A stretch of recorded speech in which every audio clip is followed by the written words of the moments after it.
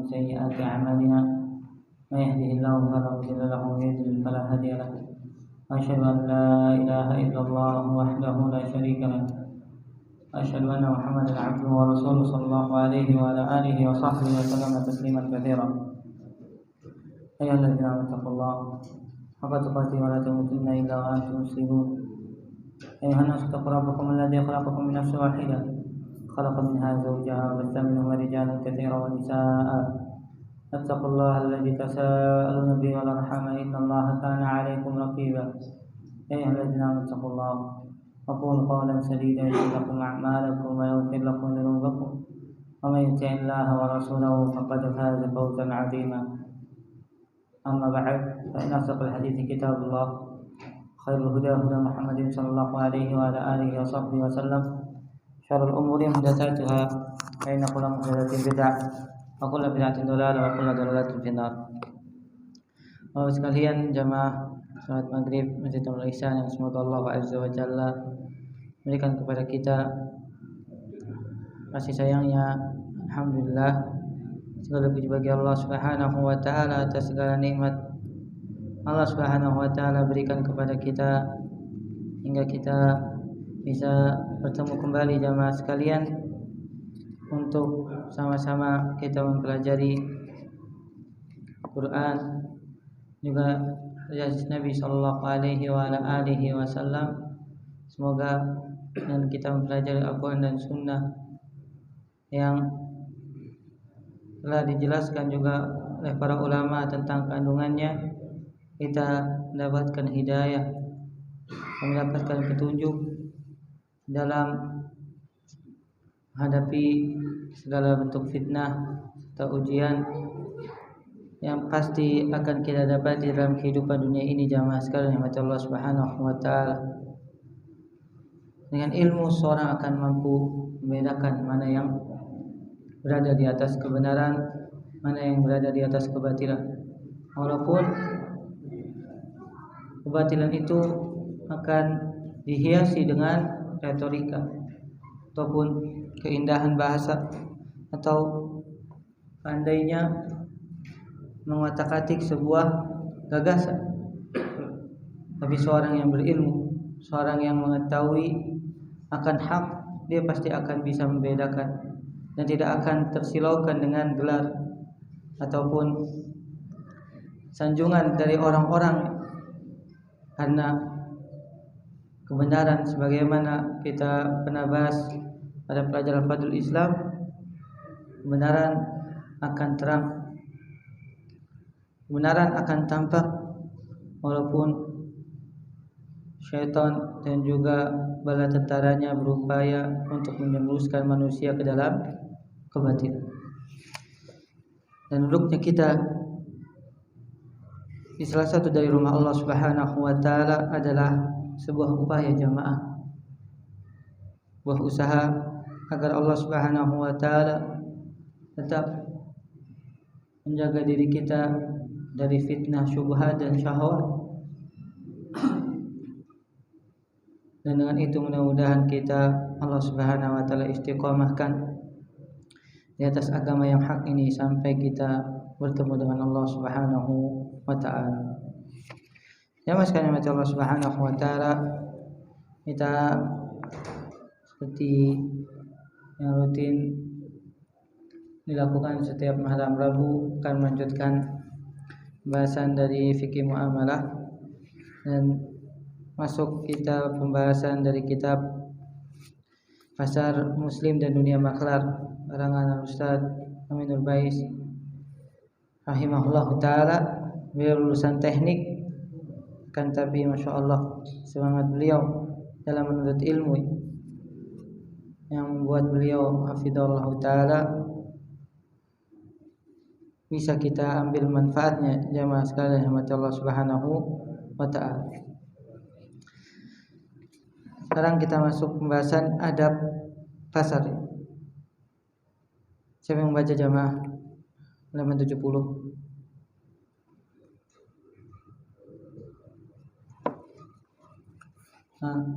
Mana yahmil kitab? Saya bawa kitab. Ini baca dulu, benar.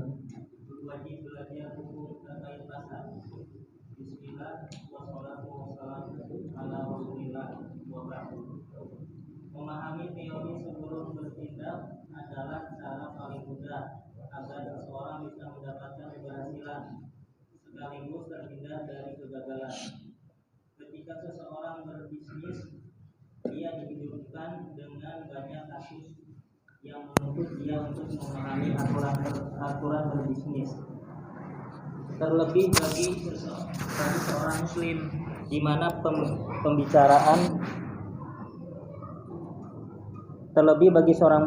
mana pembicaraan bisnis tidak hanya terkait untung rugi, tapi juga masalah halal haram.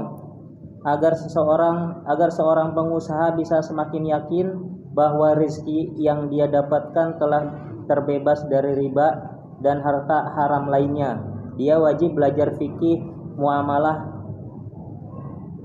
maliyah.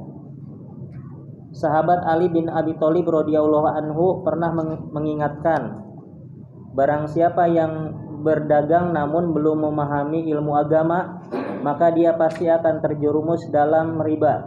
Kemudian dia akan terjerumus ke dalamnya dan terus menerus terjerumus. Nah, ya mas kalimat Allah Subhanahu wa taala. Adab yang pertama ketika seorang berkecimpung di pasar adalah apa? Belajar tentang hukum jual beli. Dan hukumnya wajib. Bagaimana sebutkan oleh Ustaz Aminul Bais wafaqahullah dan memberikan sebab wajib belajar hukum terkait pasar. Setelah beliau berikan salawat pada Rasulullah sallallahu alaihi wasallam dan juga mengucapkan basmalah, beliau menyebutkan memahami teori sebelum bertindak adalah cara paling mudah agar seorang bisa mendapatkan keberhasilan sekaligus terhindar dari kegagalan. Ini dalam prinsip kehidupan hidup.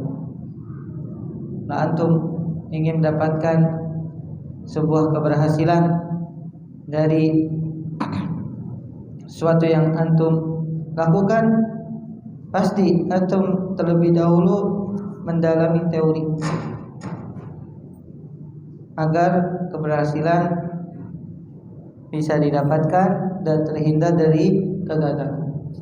Namun sangat disayangkan jamaah sekalian, teori ini hanya berlaku dalam kehidupan yang berkaitan dengan dunia seseorang. Padahal seorang muslim seharusnya memahami teori ini lebih dari sekedar untuk mendapatkan keberhasilan duniawi, tapi juga keberhasilan ukhrawi dalam ibadahnya, dalam mendekatkan diri kepada Allah Subhanahu wa taala. Hendaknya sebelum melakukan sesuatu dari ibadah ataupun yang menunjang dia untuk mendapatkan kebaikan dalam kehidupan akhirat, harus memahami teori terlebih dahulu.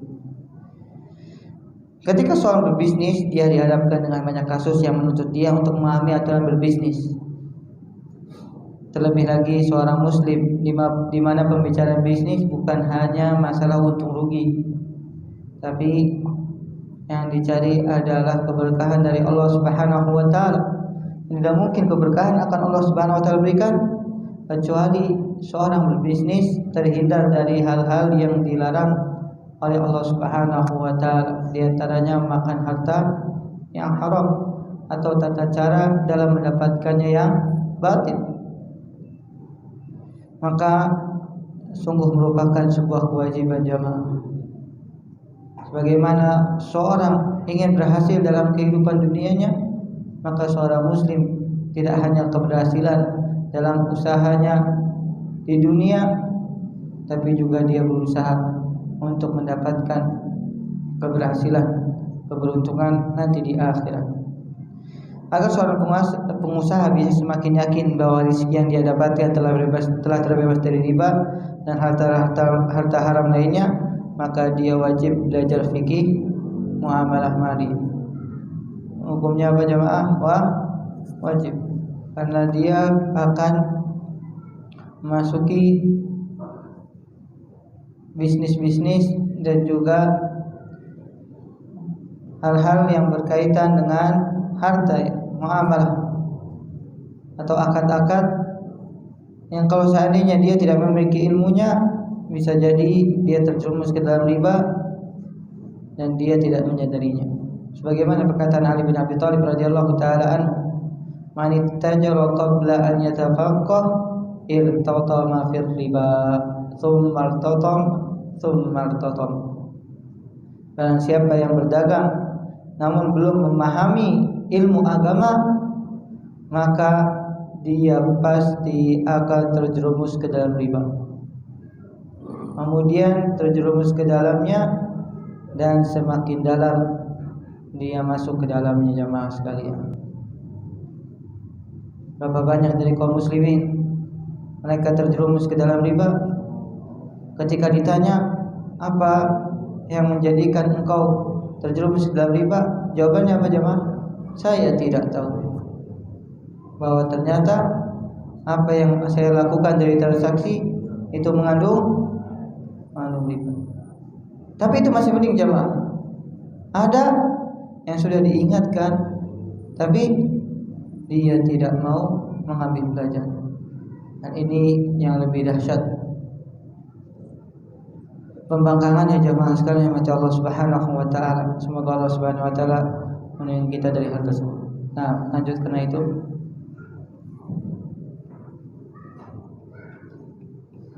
Karena itu sebuah keniscayaan bagi siapapun yang ingin berbisnis, dia harus memahami aturan syariat dalam bermuamalah bisnisnya.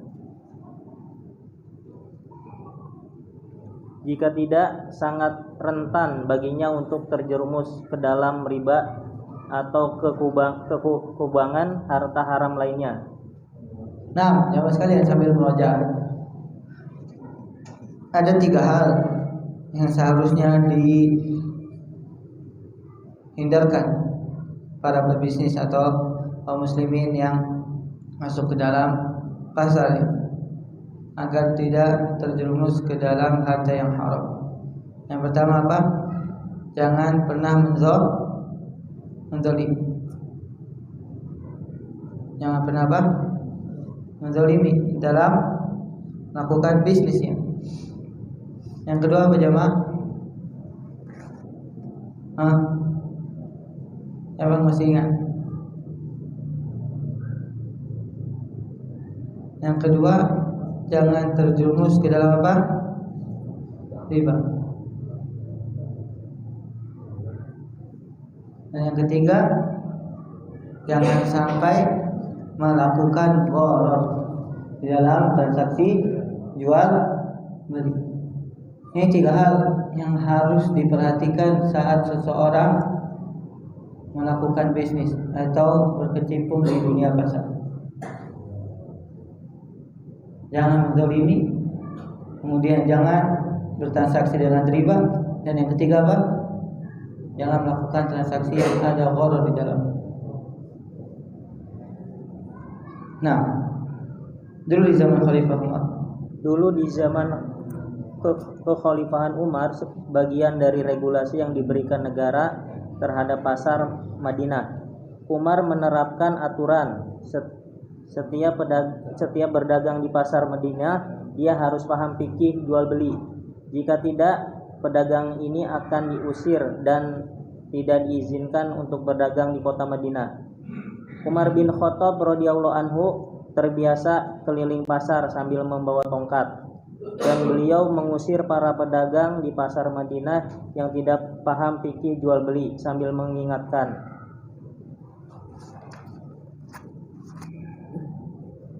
tidak boleh jual beli di pasar ini kecuali yang paham fikih. Jika tidak, dia akan makan riba, sadar maupun tidak.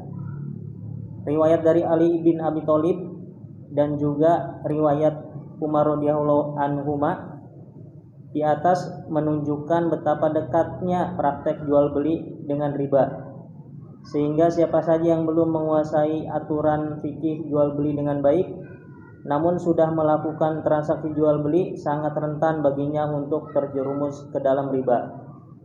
Nah, perhatikan jemaah sekalian, Allah Subhanahu wa taala Umar bin Khattab radhiyallahu taala anhu, seorang khalifah yang sangat peduli akan keadaan masyarakatnya.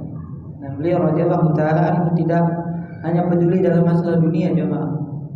Nah, memang di zaman Umar, masya Allah, Allah Subhanahu wa taala bukakan pintu-pintu perbendaharaan, bahkan sampai akhirnya Persia ditaklukkan. Tapi Umar bin Khattab radhiyallahu taala anhu juga peduli akan keberkahan harta kaum muslimin. Itu juga perkara yang berkaitan dengan agama mereka. Makanya mereka tidaklah diperbolehkan untuk berdagang di pasar kota Madinah kecuali Umar bin Khattab radhiyallahu taala anhu memerintahkan mereka untuk memahami fikih jual beli. Kalau tidak, pedagang ini akan diusir. Tidak boleh berjual beli di kota Madinah. Kenapa jamaah? Nanti disebutkan. Dan Umar bin Khattab radhiyallahu taala anhu, seorang khalifah, terbiasa keliling di pasar sambil bawa tongkat. Dan beliau mengusir para pedagang dari pasar Madinah yang tidak paham fikih jual beli, sambil mengingatkan, la yabi fi suqina illa man yafqah wa illa akal riba sya'a abad. Janganlah berjual beli di pasar kami kecuali yang paham tentang fikih jual beli. Kalau tidak, dia pasti akan makan harta riba, dia menyadarinya ataupun tidak. Ini perhatian Umar bin Khattab radhiyallahu taala anhu terhadap penduduk kota Madinah, agar transaksi yang mereka lakukan Allah Subhanahu wa taala berikan keberkahan, Allah Subhanahu wa taala berikan keuntungan dan terhindar dari riba jamaah. Dan jamaah sekalian Allah Subhanahu wa taala, ini merupakan sebuah angan-angan kita. Jadi ada pemerintah yang masya Allah peduli dalam praktek jual beli masyarakatnya. Yang dicari bukan hanya keuntungan dunia, tapi keberkahan dalam harta tersebut hingga Allah Subhanahu wa taala menjadikan negeri ini negeri yang diberkahi. Sebagaimana Allah Subhanahu wa taala firman, "Walau anna ahlal qura amanu wattaqaw la fatahna 'alaihim barakatin minas sama'i wal ardh walakin kadzdzabu fa akhadnahum bima kanu yaksibun." Riwayat Ali bin Abi Thalib radhiyallahu taala anhu dan juga Umar bin Khattab menunjukkan betapa dekatnya praktik jual beli dengan riba. Makanya Allah Subhanahu wa taala mengingatkan di beberapa ayat jemaah yang kita sudah pernah membahasnya juga, yamhaqullahu riba wa yurbis shadaqah. Allah Subhanahu wa taala akan menghancurkan riba dan akan menambahkan memberkahi orang yang sedekah. Wa ahallallahu al-bai'a harrama riba. Allah Subhanahu wa taala menghalalkan jual beli dan mengharamkan apa? Riba. Kalau seandainya seorang tidak paham fikih jual beli, maka bisa dipastikan dia akan masuk ke dalam transaksi riba. Dia menyadarinya ataupun tidak.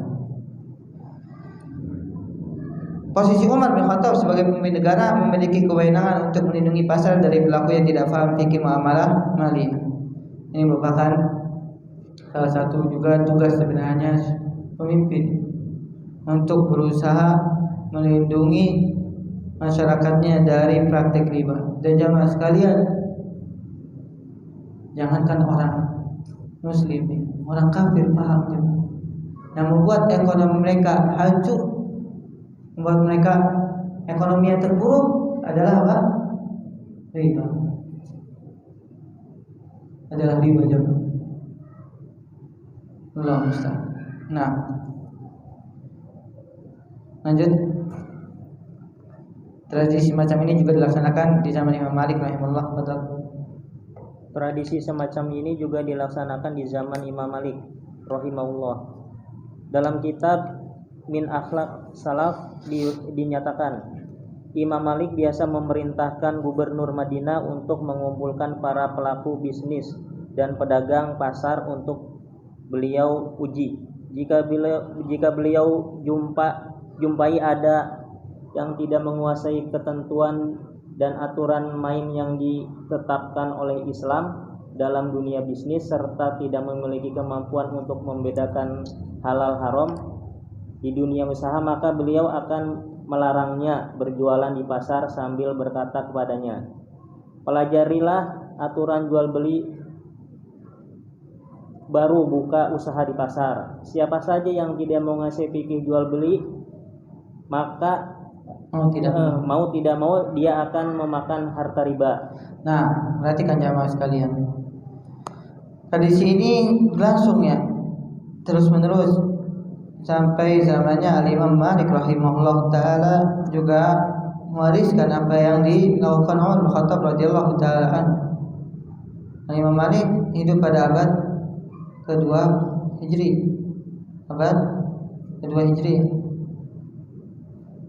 Al-Imam Malik memerintahkan gubernur Madinah, kan al-Imam Malik rahimahullah ya'murul umara fa yajma'una at-tujjara as-suqa wa yuridunahum alayhi fa idza wajada ahadan minhum la yafqahu ahkamal muamalati wa la ya'rifu al-halala min al-haram aqamahu min as-suqi wa qala lahu ta'allam ahkamal bai'i wa syira' thumma majlis fi suq fa inna ma lam yakun faqihan akala riba sya'a aw aba. Imam Malik memerintahkan gubernur Madinah untuk mengumpulkan para pelaku bisnis dan pedagang pasar untuk beliau uji.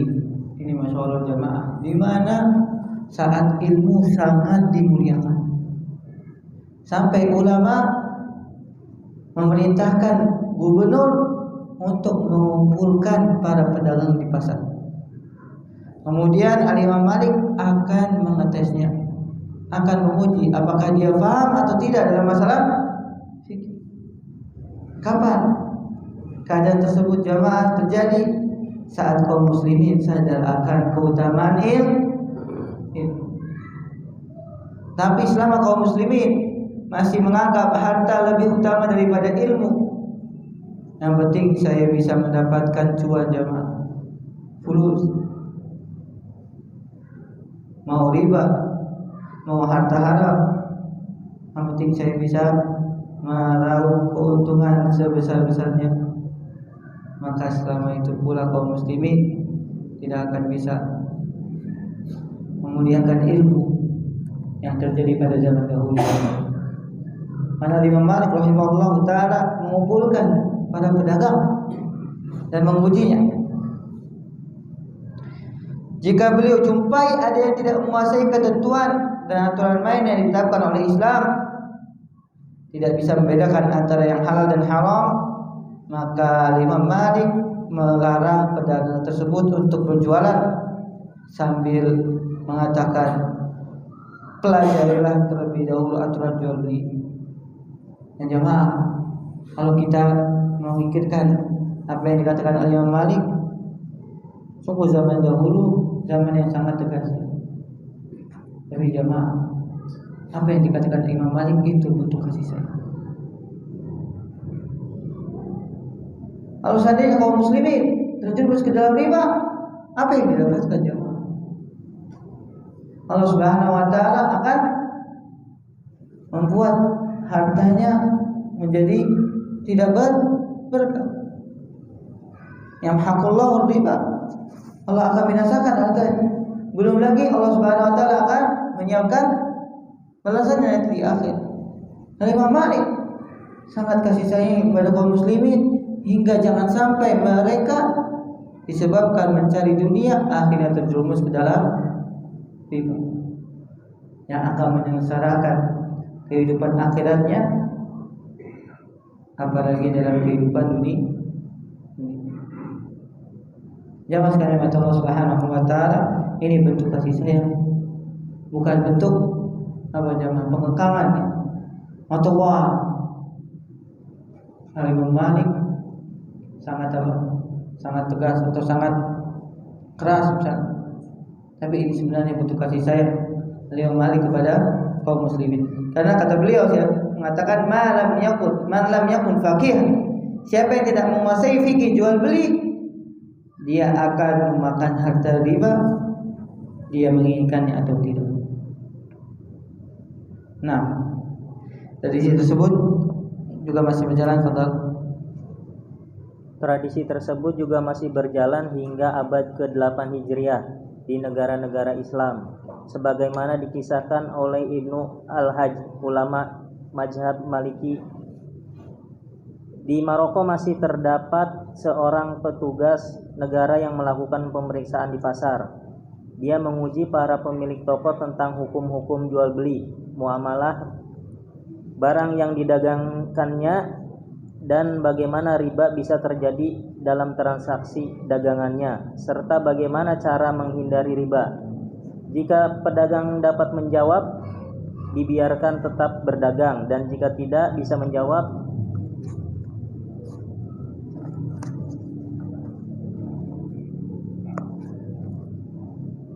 petugas berkata, "Kami tidak membiarkan engkau berjualan di pasar karena engkau tidak memberi Karena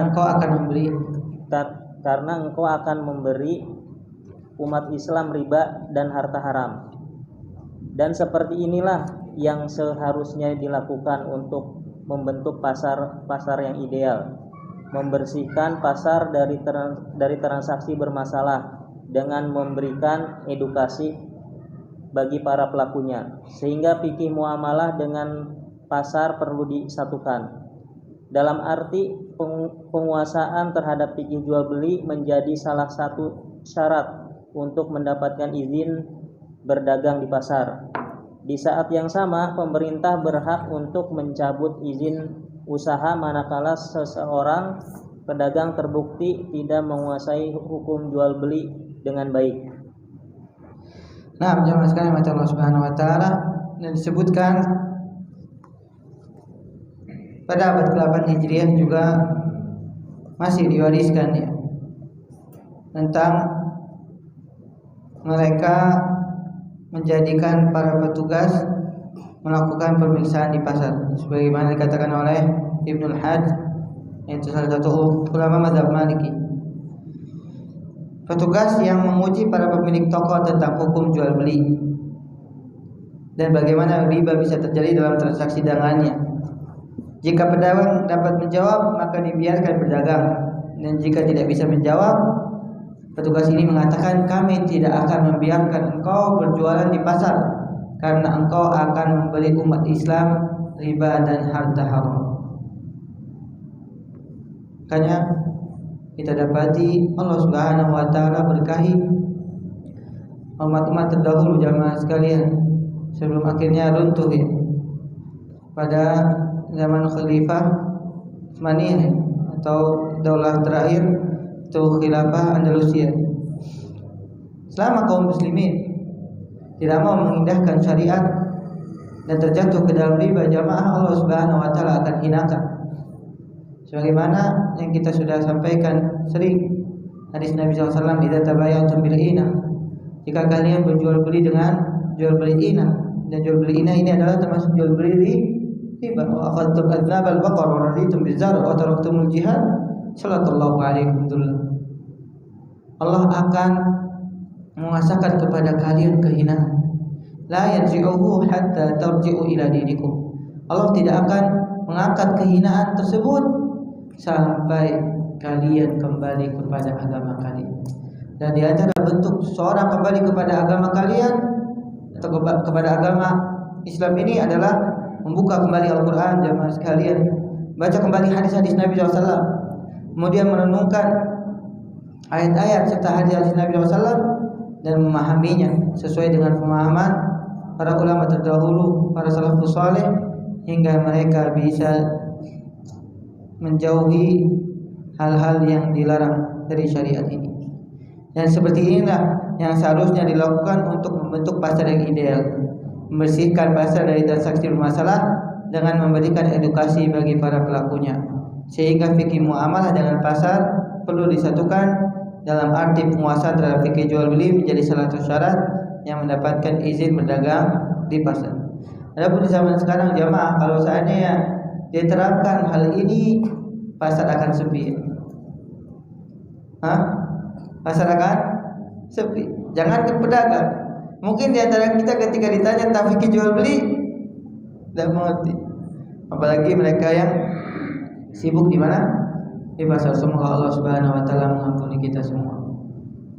Nah, makanya ini dibahas selanjutnya antara teori dan realita.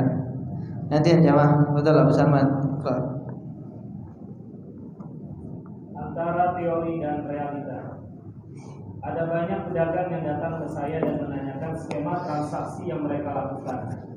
Mereka berangkat dari aneka masalah yang berbeda-beda. Dari mulai pedagang ikan di pelabuhan, vendor tender dengan BUMN, hingga supplier perhiasan emas di pasar lokal. Setelah mereka mengenal fikih jual beli, mereka menyadari bahwa praktek jual beli yang mereka jalani belum memenuhi standar dan ketentuan syariat. Setelah kami mengkaji kasus mereka dan kami sampaikan aturan yang benar serta solusi skema transaksi yang tepat, namun mereka merasa kesulitan untuk menerapkannya. Permasalahannya terbesarnya adalah para pelaku pasar dan para klien, mereka belum memiliki pemahaman yang sepadan. Komunitas pasar mereka sudah merasa nyaman dengan tradisi transaksi yang selama ini mereka jalani. Bergabung di pasar mereka berarti harus mengikuti sistem mereka.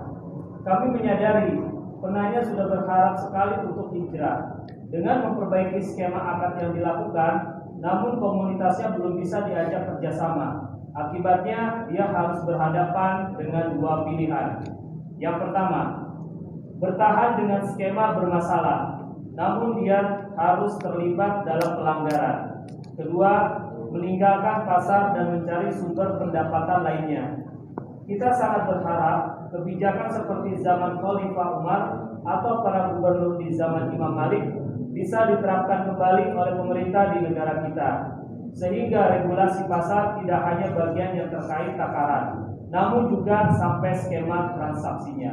Nah, jamaah sekalian Allah Subhanahu wa taala, Ustaz Aminul Bait wafaqahullah banyak mendapatkan pertanyaan nih tentang skema transaksi yang mereka lakukan. Dan di lapangan ternyata realita banyak sekali masalah-masalah yang berbeda-beda. Setelah mereka mengenal fikih jual beli, mereka menyadari ternyata praktik jual beli yang mereka jalani belum memenuhi standar dan ketentuan syariah. Jadi mereka terjun terlebih dahulu tanpa memiliki ilmu. Saat disampaikan masalah ini kepada Ustaz dan dijelaskan tentang hukumnya, ternyata banyak sekali yang belum memenuhi standar dan ketentuan syariat. Tapi sudah terlanjur apa jemaah? Terlanjur berjalan, dan ini yang paling sulit. Karena kenapa? Tidak belajar teori. Yang penting dapat cuan, yang penting dapat uang. Ketika dijelaskan, akhirnya sulit untuk meninggalkan. Ustaz, anak sudah terlanjur. Belum lagi orang-orang di sekitarnya, komunitasnya disebutkan di sini, sulit diajak kerjasama jemaah. Akibat apa? Belum memahami teori terlebih dahulu, sudah langsung melanjutkan transaksi. Setelah kami menguji kasus mereka, kami sampaikan aturan yang tepat, mereka merasa kesulitan untuk menerapkannya. Permasalahan terbesarnya adalah para pelaku pasar dan para klien. Mereka belum memiliki pemahaman yang sepadan. Padahal kebanyakannya ketika ditanya KTP-nya apa? KTP-nya Muslim Islam. Tapi katanya belum siap. Kalau seandainya harus menghindarkan bisnis yang ternyata telah melanggar syariat. Komunitas pasar mereka sudah merasa nyaman jemaah dengan tradisi transaksi selama ini mereka jalani. Iya nyaman karena duitnya banyak. Tapi berkahnya Allahu a'lam. Kalau sudah nyaman, sulit untuk keluar, benar? Keluar dari zona nyaman, melawan arus, butuh yang namanya pengorbanan dan keimanan. Itulah yang tadi di awal disampaikan oleh Ustaz Hafizahullah Ta'ala. Sebelum kita melakukan suatu, seharusnya kita pahami dulu teori, baru menjalankan jamaah. Jangan menjalankan ternyata telah melanggar ketentuan syariat. Kami menyadari penanya sudah berharap sekali untuk hijrah dengan memperbaiki skema akad yang dilakukan, namun komunitasnya belum bisa diajak kerjasama. Akhirnya timbul apa jamaah? Problema ya.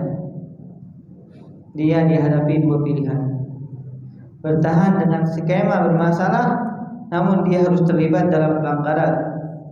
Atau yang kedua, meninggalkan pasar dan mencari sumber pendapatan lainnya. Dan ini adalah dua hal yang sangat dilema, benar gak jemaah? Disebabkan apa? Di awal dia tidak mau belah, sudah kadung melakukan transaksi, sulit untuk meninggalkan. Semoga Allah Subhanahu wa taala memberikan kepada kita hidayah. Kita sangat berharap kebijakan seperti zaman Umar bin Khattab dan juga Imam Malik bisa diterapkan kembali oleh pemerintah di negara kita, sehingga regulasi pasar tidak hanya bagian yang terkait takaran, namun juga sampai skema transaksinya. Nah, Allah Ta'ala. Sampai di sini nih, pertanyaan jamaah, coba tanya. Sebelum waktu isya kan ada bahasan yang lain soal. Perdagangan bukan main, masalahnya kan pemerintah sendiri itu mengajak masyarakat, pemerintah sendiri mengajak masyarakat untuk bisa pinjam ke bank untuk berdagang, sedangkan itu tahu kan bahwa itu riba. Ternyata di Indonesia itu kan bukan pemerintah aja, ada ulama, ada umar, segala macam memberikan penjelasan kepada umat. Tapi ternyata pemerintah masih memberikan dorongan kepada masyarakat. Siapa yang bertanggung jawab di akhirat nanti? Itu aja Ustaz.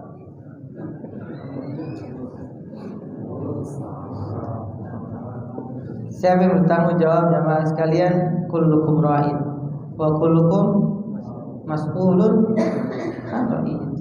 Kata Nabi SAW, setiap kita itu pemimpin, dan setiap pemimpin akan diminta tanggung jawabannya. Dan sering ana sampaikan di kajian ana jamaah, jangan kita selalu menuntut pemerintah, tapi seharusnya kita juga introspek. Sudahkah yang kita lakukan sesuai dengan syariat? Biarlah pemerintah, mereka yang bertanggung jawab di hadapan Allah Subhanahu wa taala. Adapun kita yang akan diminta pertanggungjawaban oleh Allah Subhanahu wa taala. Maka hendaknya kita terlebih dahulu berusaha untuk sesuai dengan apa yang digariskan oleh Allah Subhanahu wa taala dan Rasulnya. Nah, kita masuk ke kisah. Kita dengarkan azan terlebih dahulu.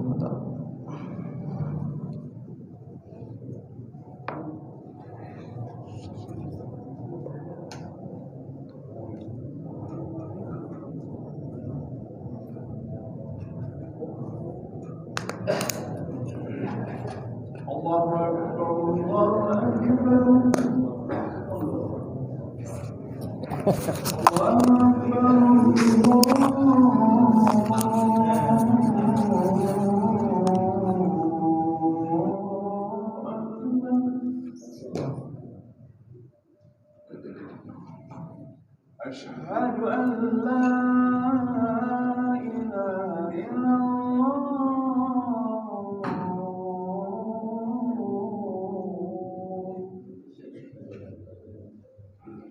أشهد أن لا إله إلا الله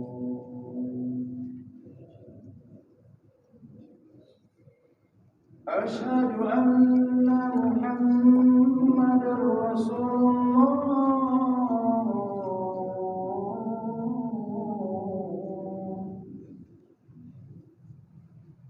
أشهد أن محمد رسول الله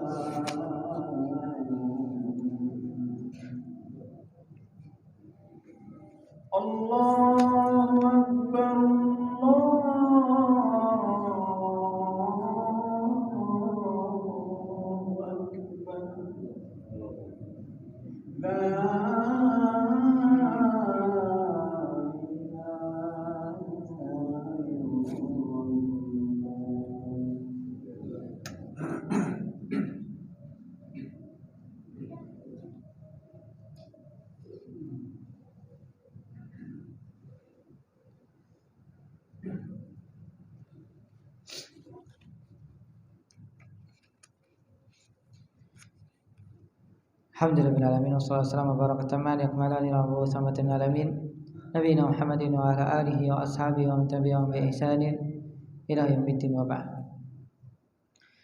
Karena kita berada di antara dua azan jamaah, maka kita berdoa kepada Allah Subhanahu wa taala agar Allah menjadikan pemimpin kita yang baru ini pemimpin yang lebih dekat kepada Allah Subhanahu wa taala dan syariatnya. Juga kita berdoa kepada Allah Subhanahu wa taala agar pemimpin kita tidak hanya memperhatikan masalah dunia saja, tapi juga masalah syariat Islam yang tentu akan mendatangkan keberkahan, akan mendatangkan kebaikan di dalam pemerintahannya. Amin ya rabbal alamin jamaah sekalian. Baik, kita masuk 10 adab ketika di pasar. Betul. 10 adab ketika di pasar. Bismillah wassalatu wassalamu ala Rasulillah sallallahu alaihi wa ala alihi wasallam. Perhiasan seorang muslim adalah adab yang dia jalankan dimanapun dia berada, sehingga yang diperhatikan bukan sebatas masalah mubah, namun juga yang lebih mengingatkan derajat dan wibawanya. Dengan adab, seorang mukmin akan terlihat semakin indah. Di antara adab yang penting untuk diperhatikan adalah adab ketika di pasar. Berikut di antaranya. Yang pertama, dianjurkan membaca doa ketika masuk pasar. Teks doa masuk pasar telah dibahas di bab sebelumnya. Kedua, jangan hobi ke pasar. Seorang muslim hendaknya tidak ke pasar kecuali karena butuh. Karena pasar adalah tempat yang paling dibenci oleh Allah Subhanahu wa taala. Nabi sallallahu alaihi wasallam bersabda, tempat yang paling dicintai oleh Allah Subhanahu wa taala adalah masjid, dan tempat yang paling dibenci oleh Allah Subhanahu wa taala adalah pasar. Karena pasar adalah tempat menipu, berbohong, sumpah palsu, transaksi riba, berpaling dari zikrullah dan seterusnya. Karena alasan inilah para ulama menghindari pasar, kecuali karena sangat butuh atau dalam rangka menyebarkan kebaikan. Karena pasar merupakan tempat syaitan memaksa, jebakan dan ajak iblis menyebarkan pasukan. Maka ketika Anda di pasar, segeralah tinggalkan tempat itu jika urusan sudah selesai. Di posisi ini, penting bagi Anda melakukan perencanaan ketika hendak di pasar, agar Anda lebih fokus dan tidak banyak menghabiskan waktu di pasar.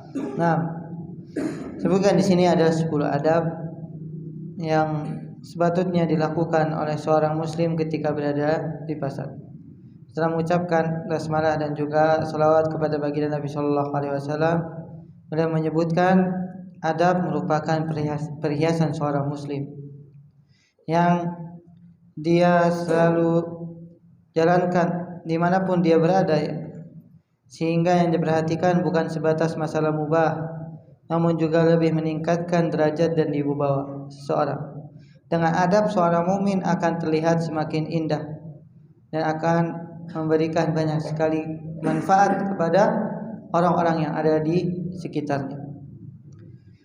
Penting di sini kita pelajari jamaah adab-adab ketika berada di pasar. Yang pertama, dianjurkan membaca doa ketika masuk pasar. Dianjurkan membaca doa ketika masuk pasar. Dan teks doanya sudah kita bahas pada bab sebelumnya ya. La ilaha illallah wahdahu la syarikalah lahul mulku wa lahul hamdu. Dalam riwayat boleh ditambahkan yuhyi wa yumitu wa huwa ala kulli syai'in qadir. Nah, yang kedua, jangan hobi ke pasar. Seorang muslim hendaknya tidak ke pasar kecuali karena butuh. Karena pasar adalah tempat yang paling dibenci oleh Allah Subhanahu wa taala. Sebagaimana yang kita ketahui dari hadis Nabi sallallahu alaihi wasallam, ahabbul biladi ilallahi masajiduha wa abghadul biladi ilallahi aswaquha. Nabi sallallahu alaihi wasallam pernah bersabda, tempat yang paling dicintai oleh Allah adalah masjid-masjidnya, dan tempat yang paling dibenci oleh Allah adalah pasar-pasarnya. Hadisnya diriwayatkan oleh Muslim. Dan seorang muslim yang cinta kepada Allah Subhanahu wa taala tentu mencintai apa yang dicintai oleh siapa? Allah Subhanahu wa taala, dan juga membenci apa yang dibenci oleh Allah Subhanahu wa taala. Apalagi sebagaimana dikatakan oleh Imam Nawawi, sebagaimana pernah kita sampaikan sebelumnya, pasar merupakan tempat orang-orang menipu, berbohong, bersumpah palsu, belum transaksi riba yang berterbalang, dan juga banyak yang berpaling manusia dari mengingat Allah Subhanahu wa taala. Oleh karena itu para ulama kebanyakan dari mereka menghindari pasar, kecuali karena sangat dibutuhkan atau dalam rangka menyebarkan kebaikan.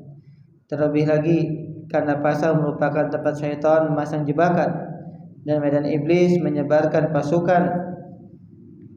Maka ketika Anda di pasar, segera tinggalkan tempat itu jika urusan sudah selesai. Beliau memberikan salah satu cara agar tidak berlama-lama di pasar. Di antaranya mencatat apa yang ingin dibeli jemaah. Karena kalau datang kemudian tidak ada catatan apa yang dia ingin beli, samperin jemaah, dia bawa lagi akhirnya penuh keranjang ya. Padahal yang mau dibeli ternyata sedikit karena tidak dicatat. Coba kalau kita mencatat ya, ini bagian ini ambil, bagian ini kita ambil yang butuhkan, habis itu kita selesaikan. Kita berada di pasar hingga tidak terlalu lama berada di mana? Di pasar tersebut. Allah Ta'ala. Nah, lanjut satu lagi, biasakan menyebarkan salam di pasar. Biasakan menyebar salam di pasar. Nabi Sallallahu Alaihi Wasallam mengajarkan agar kita menyebarkan salam kepada semua kaum muslimin, baik yang kita kenal maupun yang tidak kita kenal. Bagaimana cara mengetahuinya? Kita mengacu kepada yang dominan. Jika kita berada di negeri kaum muslimin, maka yang dominan adalah muslim, sehingga dugaan kuat setiap orang yang kita jumpai adalah muslim, meskipun kita tidak kenal identitasnya. Dari Abdullah bin Amr radhiyallahu anhu, ada seorang yang bertanya kepada Nabi sallallahu alaihi wasallam, Islam apakah yang terbaik?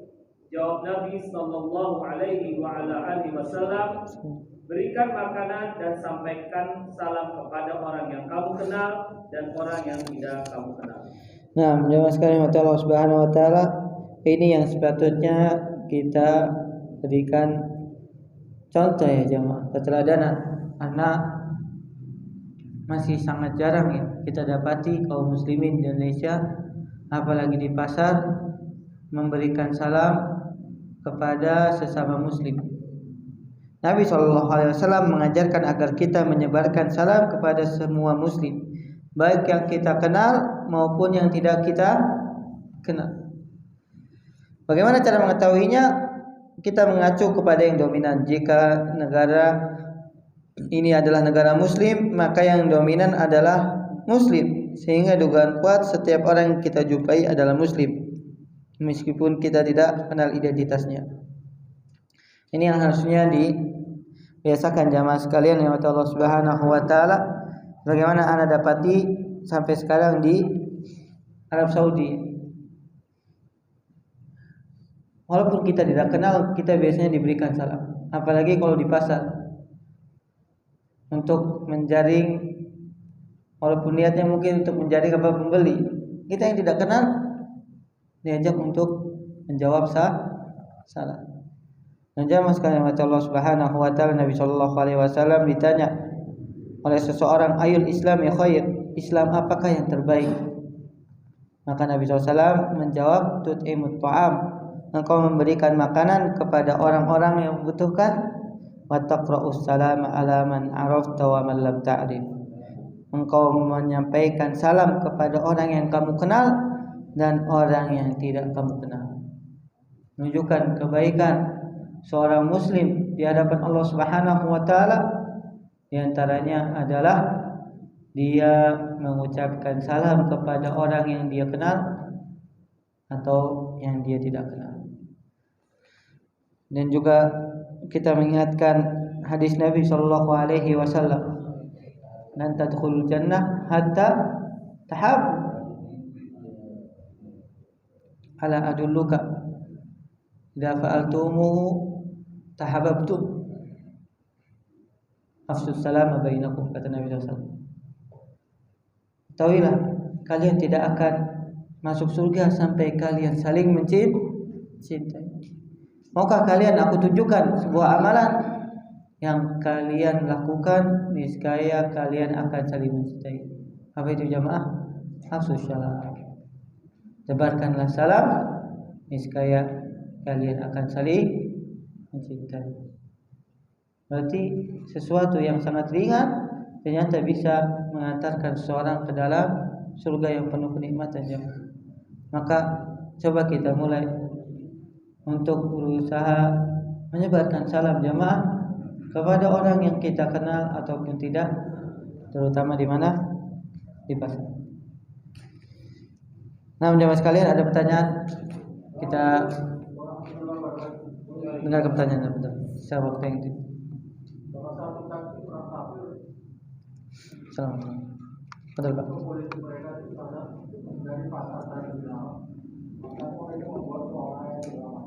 Nah.